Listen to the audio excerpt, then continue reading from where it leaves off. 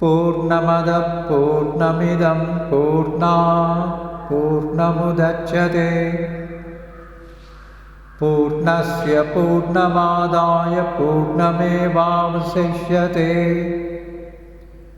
Om Shanti Shanti Shanti. Om Sakana Bhavatu Sahanau Bhunaktu Sahaviriyam Karavavahai Tejasvinavaditamastu ma vidvishavahai. Om Shanti Shanti Shanti. In the beginning was the Word was with God, and the Word was God. When you hear the word from God, it will make you God.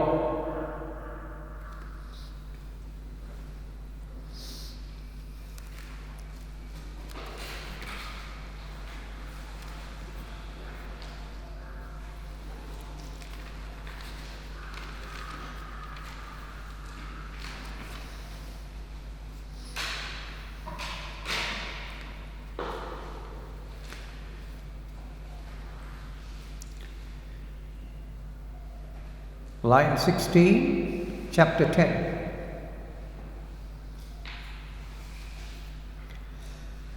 So in this 10th chapter,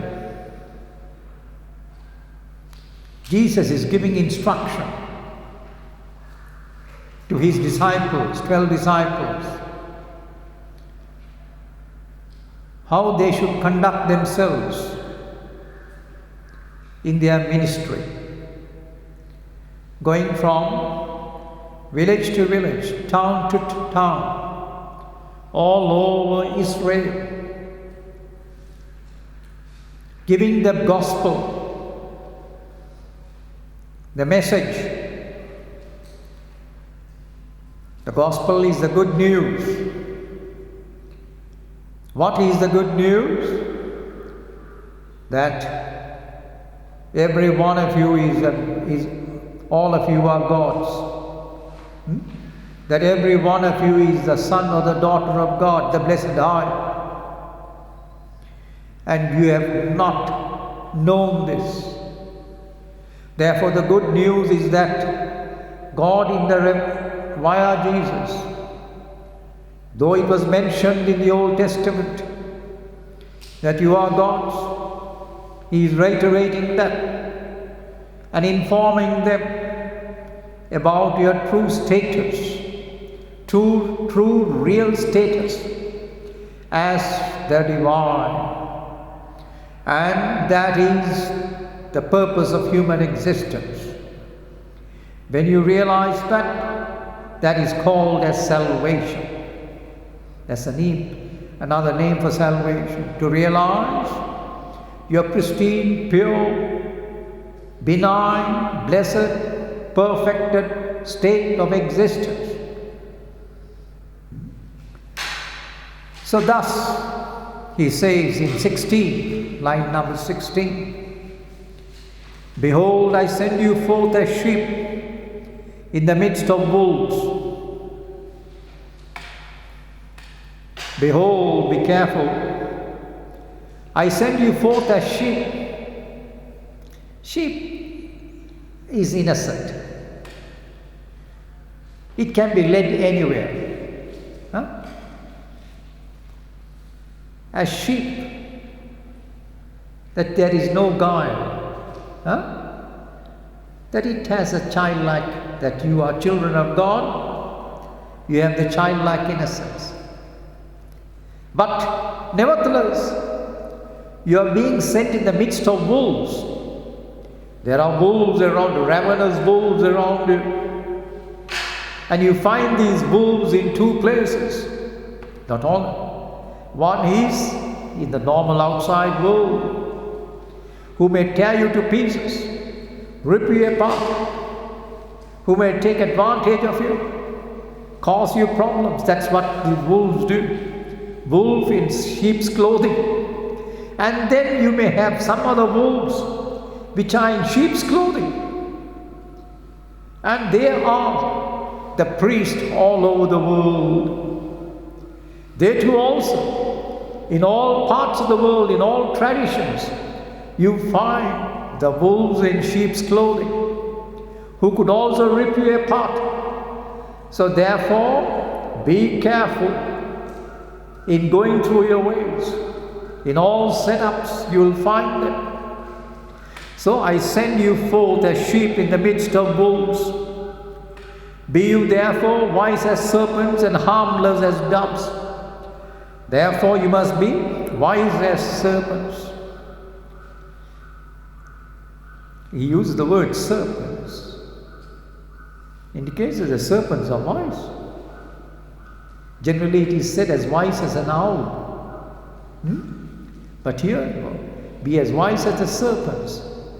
Do not be permit yourself to be trampled by the wolves. Perhaps that's what he means here. Because the serpents are very careful.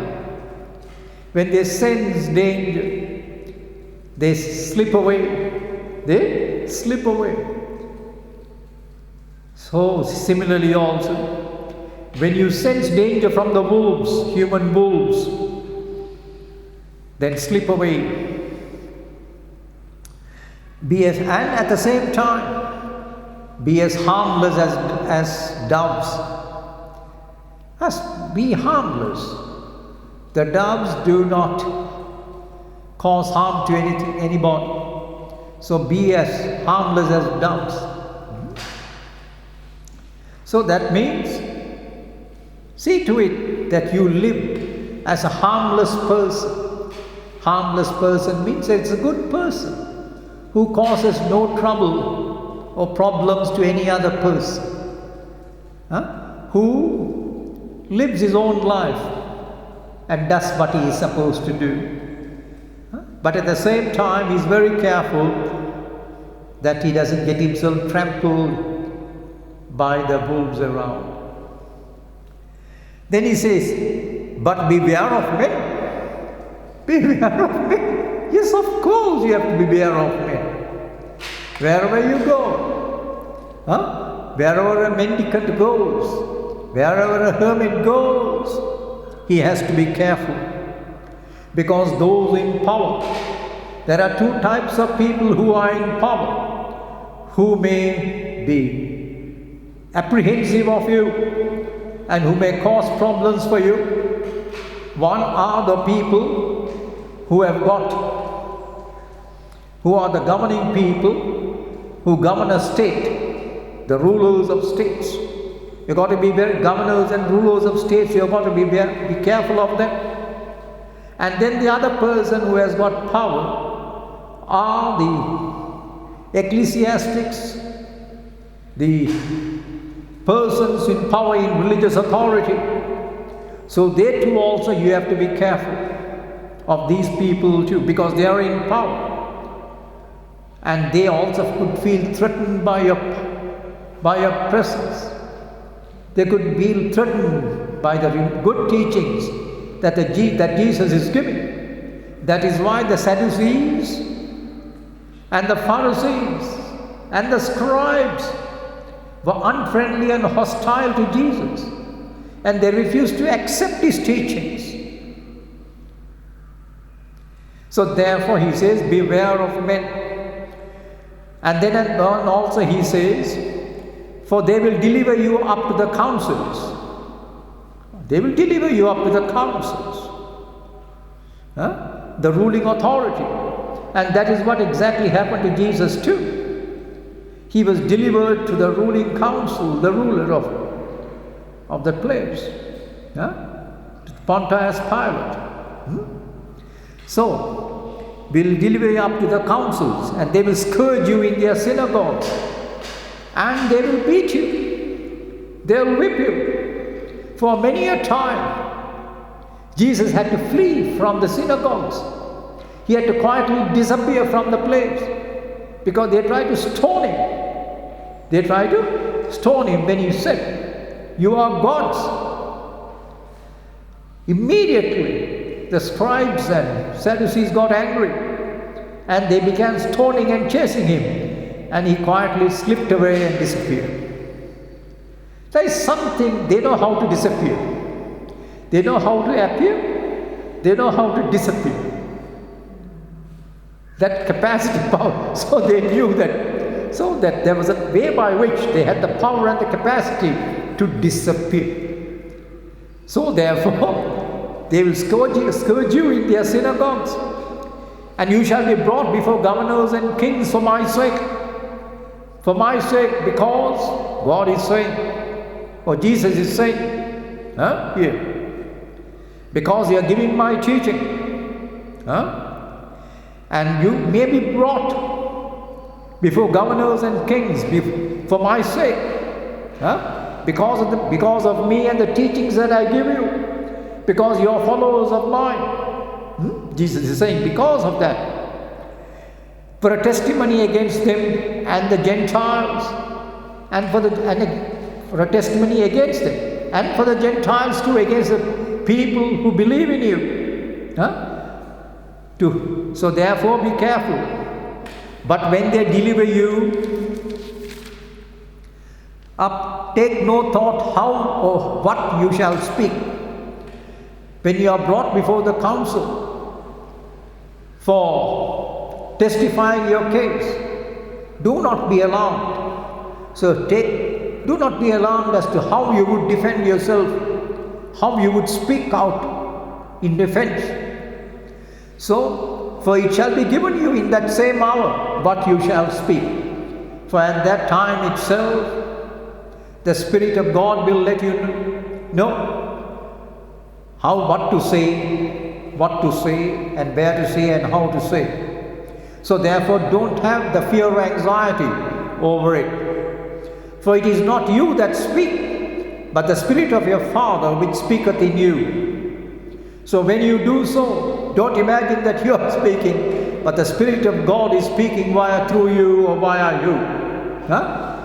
But the Spirit of your Father which speaketh in you, and will speak whatever it has to say. Then he says, the situation will arise when these good teachings are given. There will be problem in all families, because some member of the family will take the teachings to heart and some others not. So therefore there will be conflict in a family, in every. So whoever hears, so he says, and the brother shall deliver up the brother to death, and the father the child, and the children shall rise up against their parents and cause them to be put to death. So therefore, a brother shall deliver up the brother to death, your own brother in the family. So one believes in the teachings of Jesus, the other goes in the old way, entrenched old way, and they mutually become hostile and angry.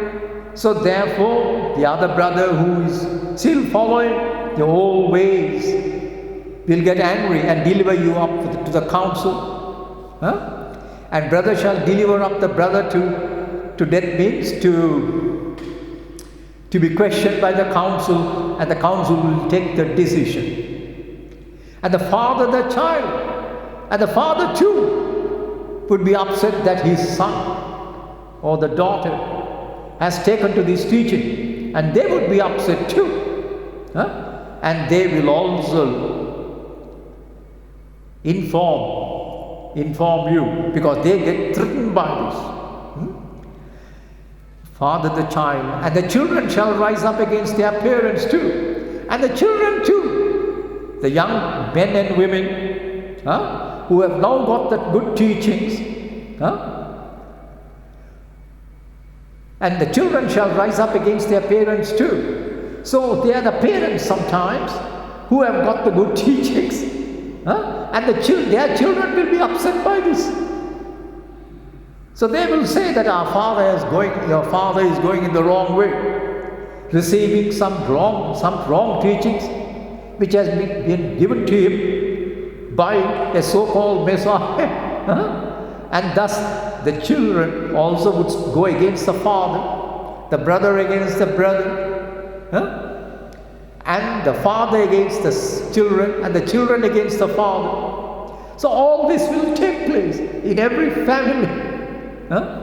So therefore he says,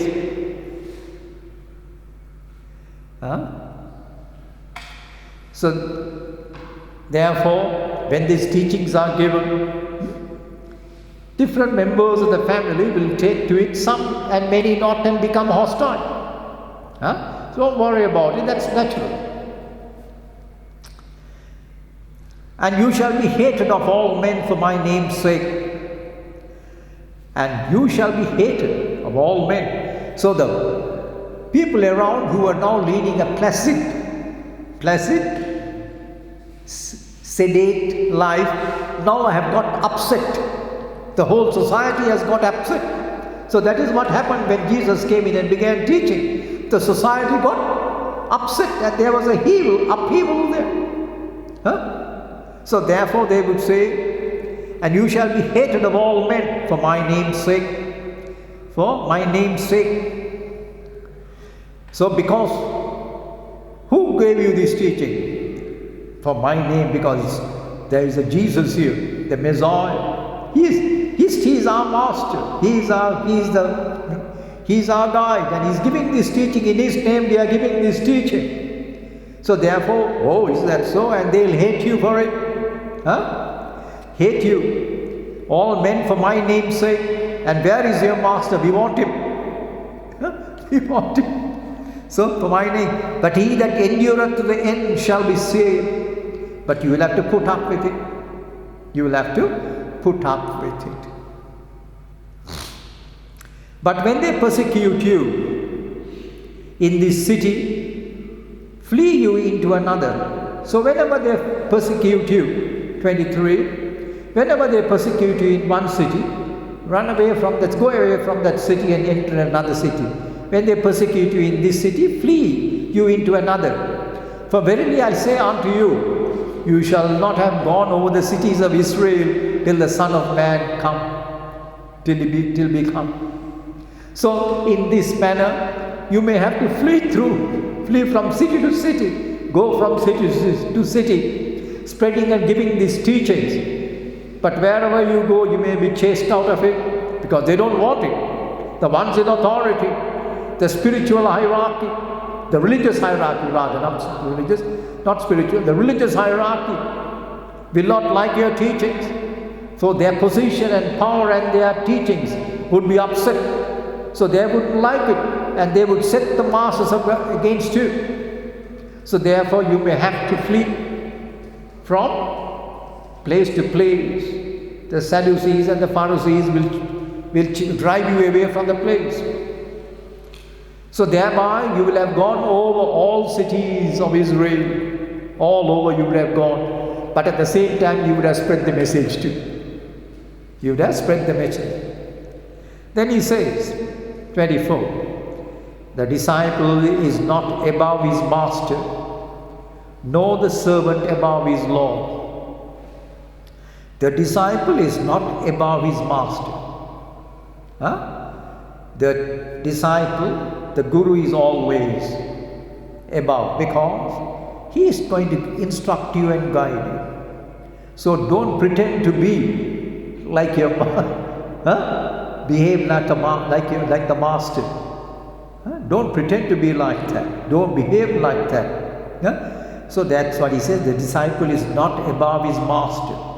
Inform everybody that this is the teaching which is being given to you, which has come down to us from our master. Nor the servant above his Lord, just as much as a servant is not above the Lord. He cannot be the Lord, the servant. The servant is always subordinate to the Lord. So also the disciple is subordinate to the teacher, to the master. then only he can receive the lessons. So he is not equal to the master, nor is he superior. But he is subordinate to his master. Therefore, just as water flows from a higher to a lower level automatically, so also the flow of knowledge flows from the higher level to a lower level. So the disciple or the student is receptive to it, and the master or the teacher gives it. So you receive it. So unless you are on a lower level, you cannot receive it, just like the water flowing. So it is enough for the disciple that he be as his master. So be. And the servant as his Lord. So you can be as a guide to the others. You can be as a guide to the others. Be as his master who is a teacher, so you can teach the others. And the servant, it is enough for the disciple to be as his master and the servant as his Lord. So servant also is in the house, behaves in a manner suitable as a Lord. If they have called the master of the house, then also if they have called the master of the house Beelzebub, so that is a denigrative word in that language. Or you can say if the master is called as a devilish, how much more shall they call them of his own household? They are the children of the devilish person. Because they are going to the public to whom you are teaching, some of them are going to say your master is devilish. He is giving this unusual message, the teaching, which seems to be a little preposterous. It's a preposterous teaching to say that you are gods, and the way to that, the kingdom of heaven, is within, and it is at hand. It is at hand. So when all these things are mentioned, then people get upset by this sort of teaching. So therefore they will also call you who are now who are teaching the teachings given by Jesus. They will also say that you are devilish because your teachings have come from the devilish person. So therefore fear not. Fear them not therefore. Don't be afraid of them. For there is nothing, don't worry about it. For there is nothing covered that shall not be revealed. That means there are no secret doctrines. People say there are secret doctrines, isn't it? That this is a secret that is only be given to the few initiated. Few people say that in order to make business out of it. It's to create a sense of that this is something secret. There is nothing secret. What is there to be secretive about? To inform you and tell you that you are gods and show you the way to God. Is there anything secret about it? No, it is your birthright. This knowledge and this understanding is your birthright. How could anyone keep it as a secret? So far, certain knowledge had been kept a secret. It had been kept a secret, so people knew it not. A few people perhaps may have known, because in the Old Testament itself, long ago itself, and not only there, in all the other parts of the world too, the way to salvation was already revealed and known to many people. But, so he says, for there is nothing covered, there is no need for the secret doctrines. Even in the 20th century, there was a group which was calling these a secret doctrine. There is no secret doctrine. It's an open truth. It's an open truth. So nothing covered, for there is nothing covered that shall not be revealed. So all the good old truths will be revealed to you. Of course, you don't reveal everything. By and by, when you are maturing, it will be opened out to you. It will be opened out whenever you are ready for it. It will be opened out, and as and when you are ready for it, it gets opened out to you. It gets opened out to you. So, and hid, and that shall not be revealed, and hid that shall not be known. There is nothing hidden which shall not be known. Right? So all these forms of initiations, all that, you know what it is. That is why holy people do not give these hidden initiations. It's not, there is no need for it. It's an open truth. It's an open truth. So then he says, what I tell you in darkness, that speak you in light. What I tell you in darkness means, what I tell you privately, this I am telling you privately, to a small group of people, 12 disciples. I am telling you privately. That speak you in light. That openly you declare to the world. That's why I am telling you. So that you can spread the message. Paul said, "O Timothy, spread the news, spread the word, spread the..." He said, spread the word. Said Timothy, spread the word. Now, spread the word means what? Spread the good news. The word is the good news. Huh? The good news. Spread this, that you are God's. And spread the message as to how to get to God. The good news is that the kingdom of heaven is within you. It is at hand. Huh? And spread this knowledge by and by. So therefore, that you speak in light, and what you hear in the ear. So what I tell you now in your ear, that preach you upon the housetops. That preach you upon the housetops. Because in India they have got a peculiar funny custom. It goes on even today. That when you want to initiate somebody into a mantra, they call that person and tell him something in his ear, this mantra. They tell him, and you are now very happy that you have been initiated. And so the game goes on, the game goes on. Right? This is a joke. This mantra initiation is a joke. It's a professional trade to make you a disciple.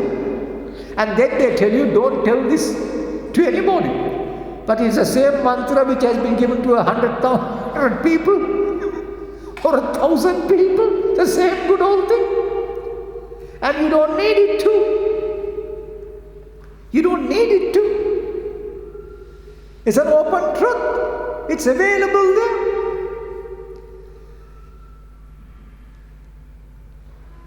In the olden days, even the Om mantra was not to be recited, said openly.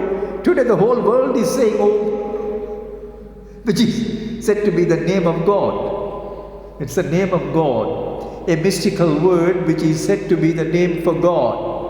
And it signifies God, and it signifies how your divine nature too. It signifies you. It signifies your divine nature. And today it is mentioned all over the housetops.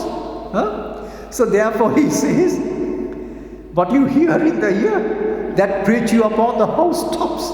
There are no secret teachings, no secret doctrines, no secret initiations. None of that is there. Then he says, and fear not them which kill the body. So don't be afraid of them who will kill the body. You know, there are people who may kill you, but are not able to kill the soul. But are not able to kill the soul means, yeah, it's a phrase. That means, fear them. Or be careful of them who may give you a wrong teaching. wrong guidance.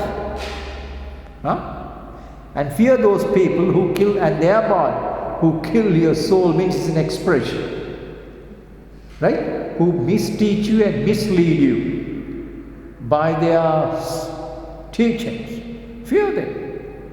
So that is why he said, but fear them, fear not of them which kill the body, but are not able to kill the soul.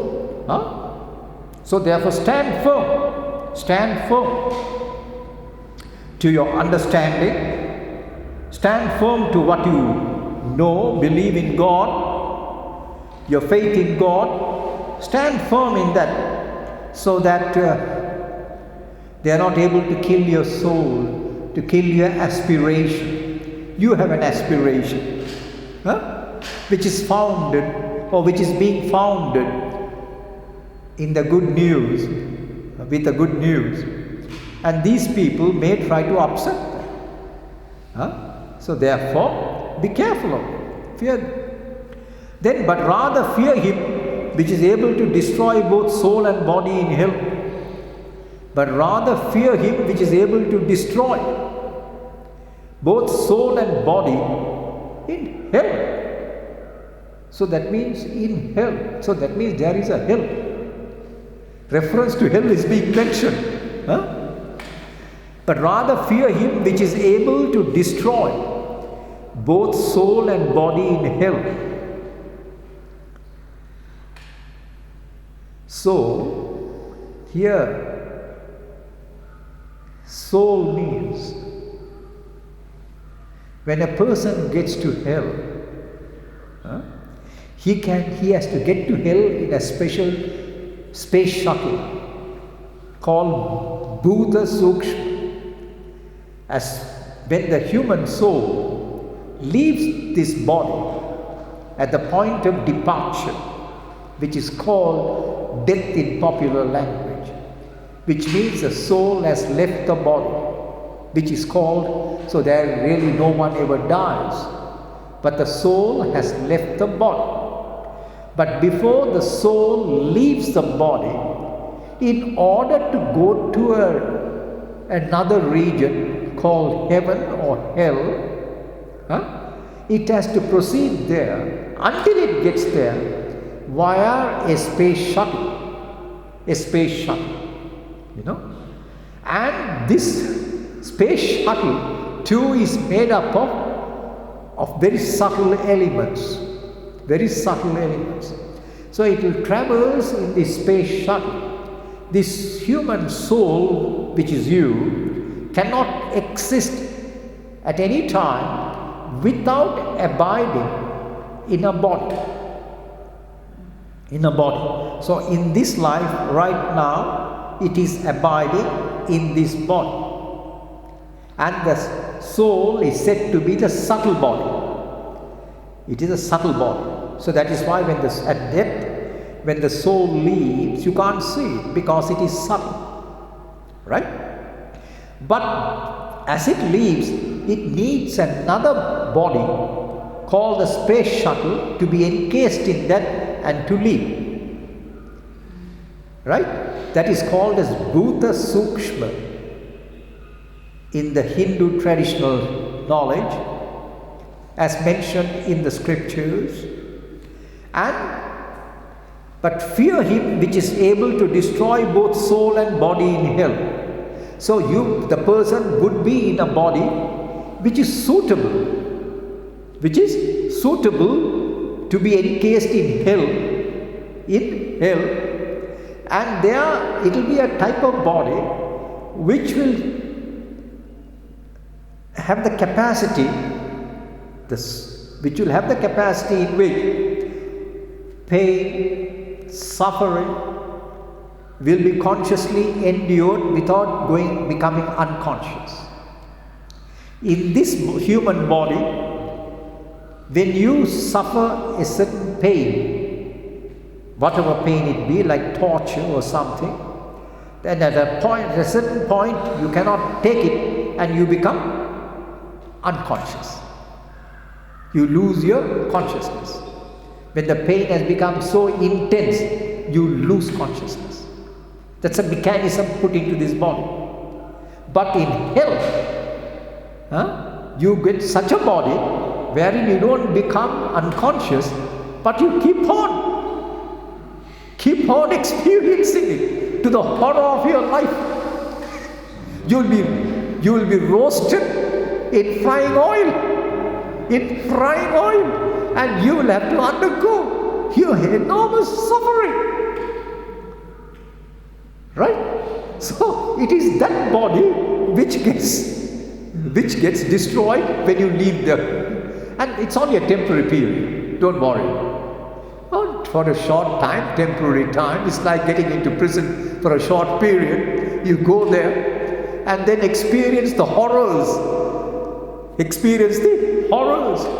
So that is why when people get burnt, when they commit arson, they set you on fire.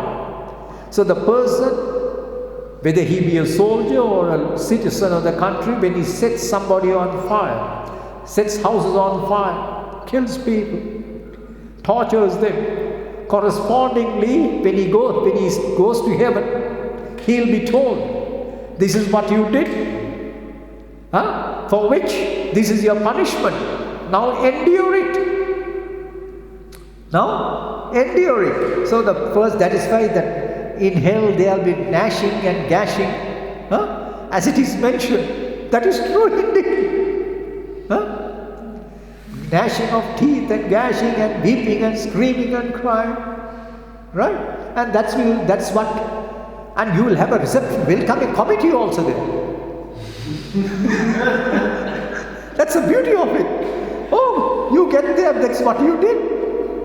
So you know very well that what you are in for. So only when you tell this to people, that those in authority will not commit upon their fellow citizens such brutal crimes. Because the one who does it and one who gives the order, both will go there. The one who gives the order. So you never give an order which is highly improper and incorrect. Because you don't imagine that you are that you can escape. No, you have given the order, and the other fellow has no control. He executes it. So both, and correspondingly in heaven also, in order to go to heaven also, as you for the merits that you had done, or if you ever wish to go to heaven, you will only go to heaven only if you ever wish to go there. That's a very interesting thing. Now, while living in this life, the good works and the good deeds and your spiritual disciplines which you had done is being done by you with good wisdom and good knowledge, so that you will want to get to enlightenment, isn't it? Get liberated from this universe, attain salvation. So for such people, the good works and the good merit that they have acquired, the good deeds and their spiritual, and also with their spiritual practices,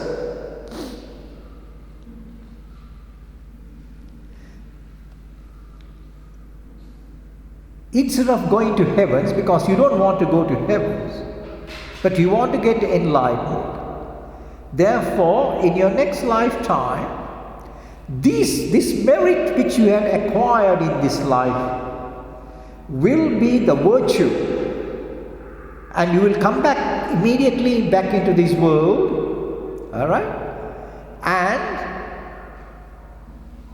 this virtue will be used up for your enlightenment.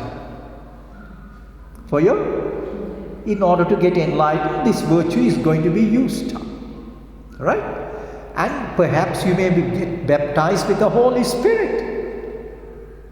So you are now conserving this virtue, which you had acquired.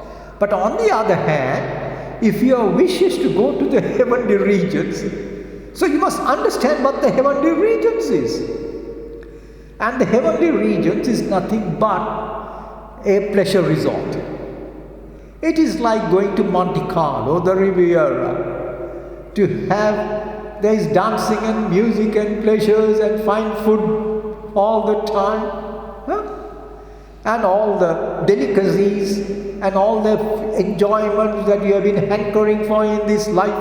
Huh? All that is obtained there. And then when your merit is over, you will come back here. So you have wasted your merit. And once you understand what's going to happen in the heavens, it's a merry-making resort. That's nothing more than, it's like a carnival. Nothing more than that. Then once you know this, will you have a desire to go there? No, it's silly. It's sensuous pleasures which are there. So therefore it is not a desirable place to go. So you wouldn't want to go there. What for? You get tired of it. Even when you go for a holiday, take an extended holiday for a couple of months in a special place, you get tired of it, isn't it? After some time. Same thing with heavens also, every day the same thing. Yes, so that becomes, then after some time, the very hell becomes hellish to be there. So you have to now get back. So this is what happens. So there also when you go to heavens, you cannot go with this body. You are given a special space, a space suit, space shuttle or a space suit to go there. It's very simple to understand. Even to land on the moon, you not only go in a space shuttle, but you need a space suit also as you descend. So here also, to go to the heavens, you need a special body, and with that you go. So therefore he says, but rather fear him which is able to destroy both soul and body in hell. So be afraid of that. Don't do anything wrong. Fear him which is able to destroy both soul and body. So soul and body here means, soul means Bhuta Sukshma, the subtle space suit. The subtle space suit which you have obtained in either hell or heaven. It is that which gets destroyed. And the body in hell, and the body too. Then he says, 29, are not two sparrows sold for a farthing, and one of them shall not fall on the ground without your father knowing, without your father?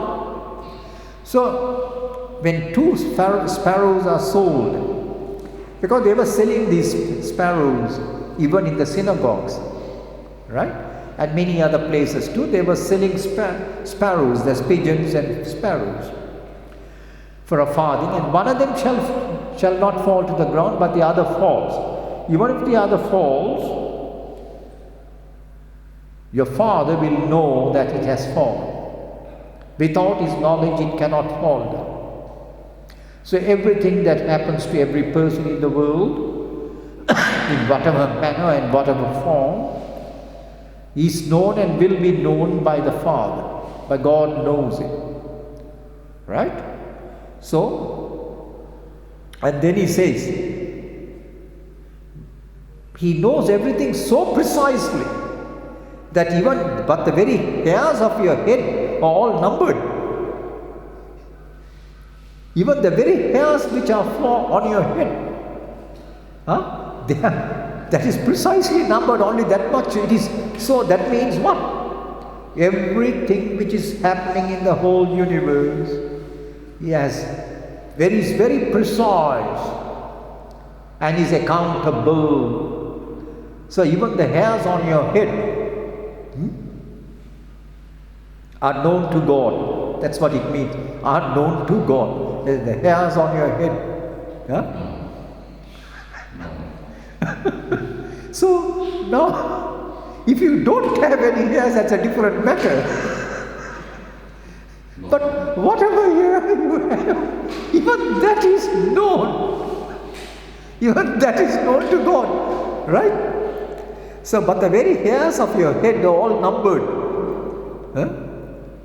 Fear you not, therefore, you are of more value than many sparrows. Don't worry about it.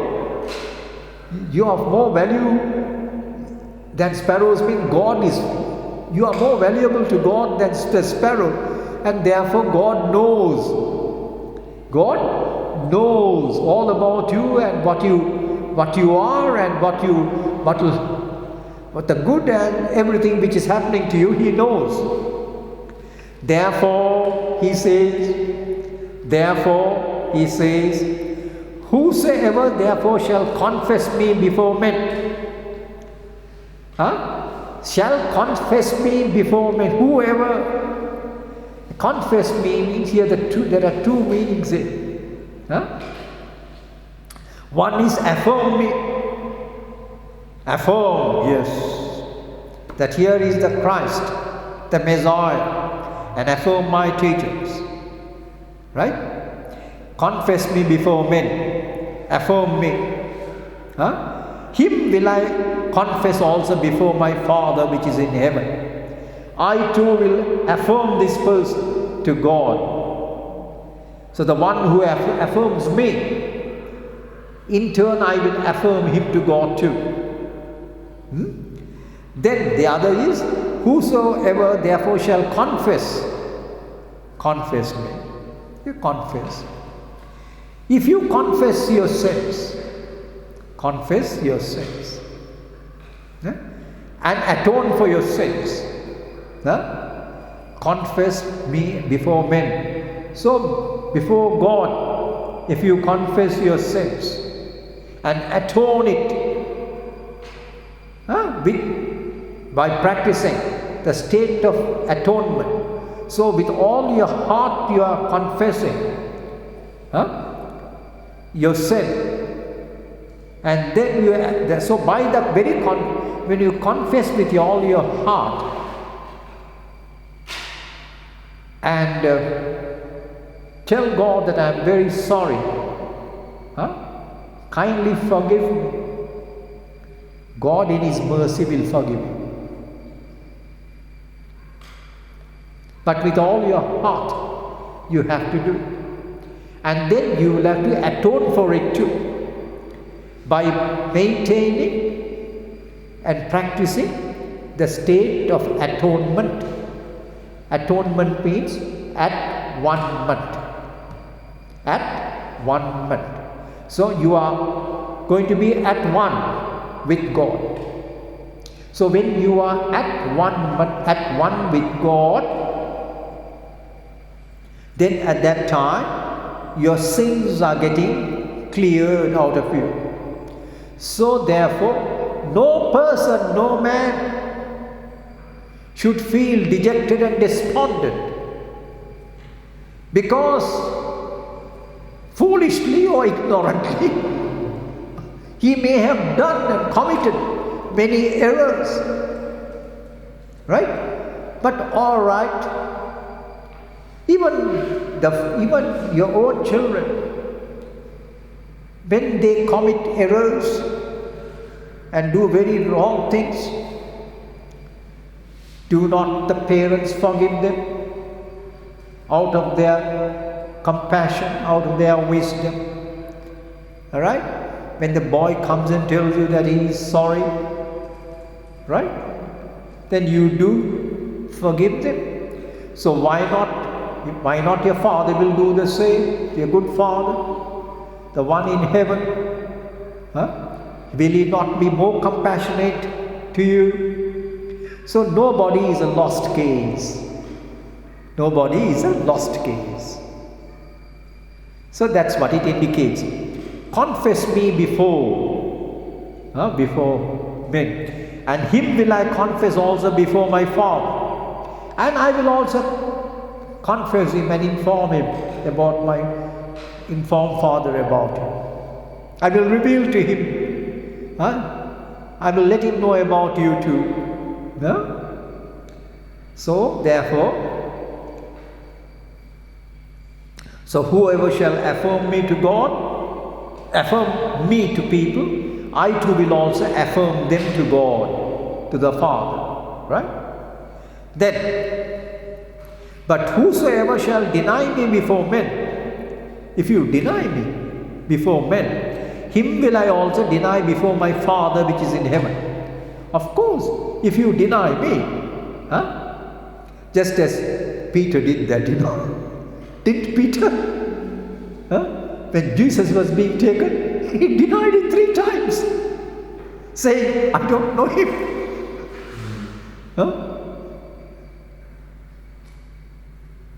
So, him too, I will deny him before God. I will deny him before God. But Peter repented later. You know how he repented? He wept. Peter wept because of his weakness. Because of his weakness, he wept. So this is an education which is being given to you. If you weep for the sins that you had done with all your heart, you will be forgiven by God. So you've got to weep for it. Right? So Peter wept. So by that you get cleansed. You get cleansed of your sins. Then he says,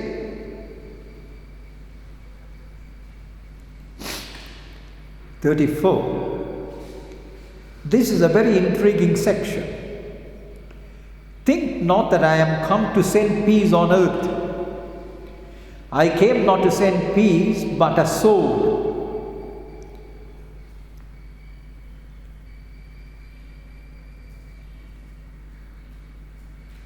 For I am come to set a man at variance against his father, and the daughter against her mother, and the daughter-in-law against her mother-in-law. What does he mean by that? Think not that I have come to send peace upon earth. So once people receive these teachings, right, then what happens is there will be agitations in the family. And when a person wants to lead a more dedicated spiritual life as a hermit or as a monk or as a nun, and he wants to pursue that with all dedication, then at that time the ones who stand against you is your own immediate family. So they are your foes. They don't want you. They don't want you to become so. They want you to still remain in the family, like them, be with them, serve them, interact with. Then they are quite happy. But in case you choose to disappear from the scene, they are very angry about it. They don't like it. They are not in favor of that. So that is why he says, for I am come to set a man at variance against his father. When the young son, the young man who is now a young man wants to lead such a holy life, the first one who stands against him is his mother and father. Right? So he says, at variance against his father. His father wants him to live in the house, take care of the family, and to follow him. But he doesn't want him to follow. He doesn't want you to follow God or get to God. Right? He wants you to take care of your worldly functions and duties. So therefore, that is why he says, I am come to set. But I came not to send peace but a sword. So a sword cuts your bondage, cuts your link. It cuts your link with your family members. That's why I have come not to send peace but a sword. So that is why people are sometimes scared of a monk or a nun or a hermit entering into their family setup or being around them. So they get a little nervous. whether any other member of the family will follow suit. It makes them nervous, right?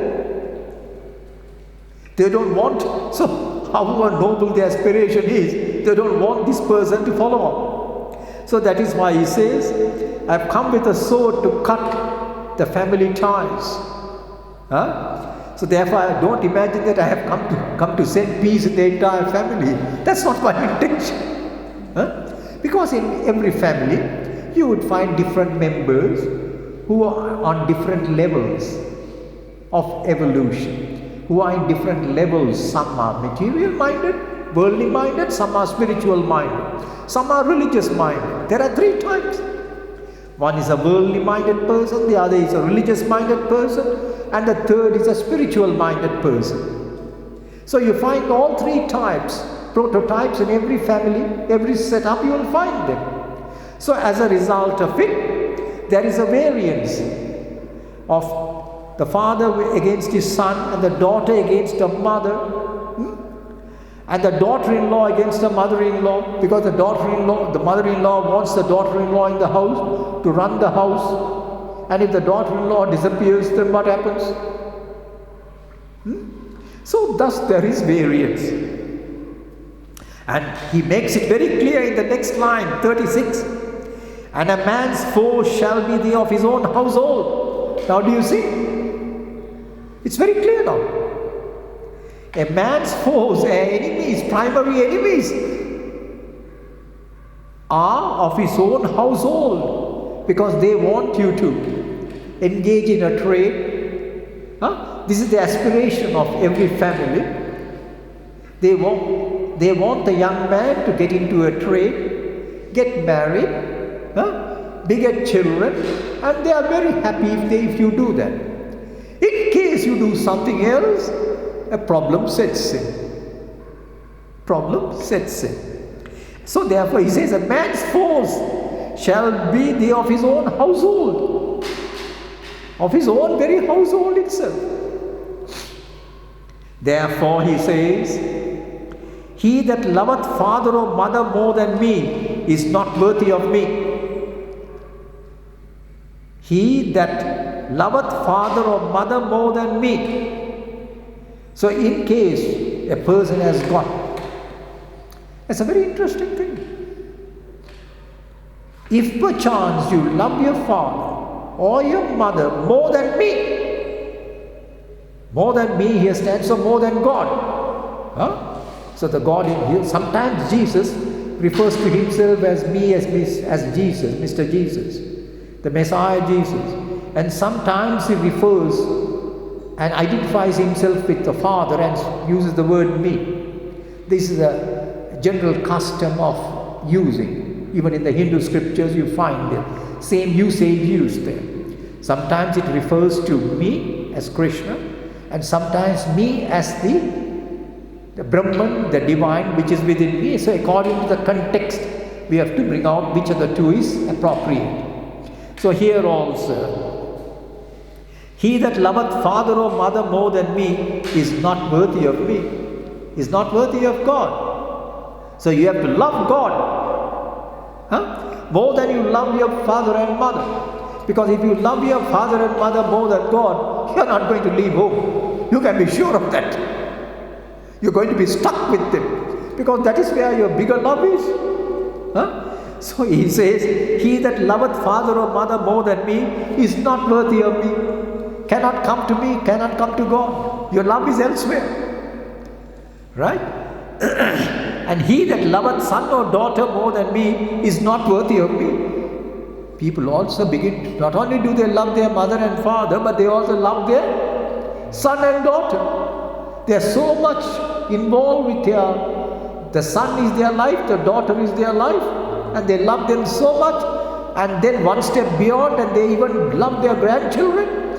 They are hooked. They are hooked well and truly in the world. Such people cannot easily love God with all their heart. Their heart is here. All right, God, you are there. It's okay. We can once in a way pay our attendance to you. Once in a way we can come to you in the temple or church and pay our obeisance. But our real love is here. So such people, he says, are not worthy of me and cannot follow me.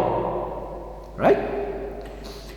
And he that taketh not his cross and followeth after me is not worthy of me. And he that taketh not his cross. So you have got to take your cross. What is this cross? You must accept. Take his cross means accept all the hardships and the difficulties which will come your way. The cross. Which will come your way in life. Because when you leave home with this godly aspiration and follow the way to God.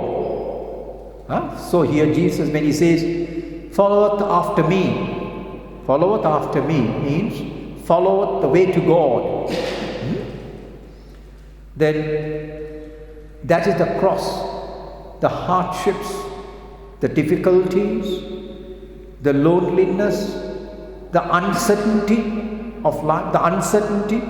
You know not what it is as you leave home, as you just walk away from home. It is an unknown future, wherein you are going to live your life in total as a destitute with nothing. But you must have the strength to do so. But the Lord will provide you. You will be provided with your very basics of life. Wherever you go, it will be provided by God. But you must have this confidence. And the confidence too. And the strength to leave your home for this purpose. So he says, and he that taketh not his cross. So this is the cross. This is your cross. And followeth after me is not, and who does not do so is not worthy of me. Is not worthy of me.